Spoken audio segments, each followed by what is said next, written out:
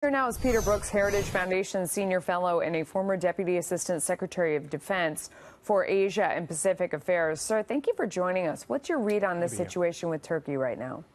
Well, it's pretty tense, and I think there are a lot of interests on both sides that need to be talked about.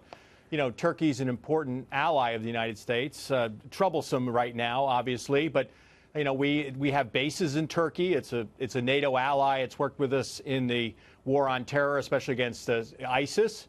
But there are issues here. You know, we're worried about Turkey playing footsie with the Russians, Melissa. They've bought air defense systems. In fact, people are concerned about transferring F-35 fighter aircraft to Turkey because of that relationship.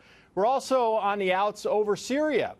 You know, we've used a group in Syria, a Kurdish group, to fight ISIS. Turkey considers them to be related to a Kurdish-Turkish group in Turkey. So there are a lot of issues and tensions, but this is an important relationship, and I hope, besides the pastor, which you've mentioned, and the economic issues, that we can move past this at some point. Move past it, but you know, it's sort of under. How do you do that? Because as you look at all of the things that you talked about right there and you lay it out, our relationship has gotten so strained, and they haven't been a great ally of late. They've had a lot of Muslim extremism in the country as well, and this is sort of the final straw, the idea that they're hanging on to an American. If you look at the president and the way that he's dealt with people, that has been sort of step one, is return Americans immediately. Do you think that that's his approach to this situation as well, that that's sort of the first issue to get started on? Yeah, I think that would help both countries get on the exit ramp to this, you know, mini crisis that we have going on there. I also feel that Turkey is scapegoating the United States for its economic problems. I mean, any of your economic analysts will tell you that the problems that Turkey has economically goes back a long way. It has to do with artificially low interest rates, foreign debt, inflation.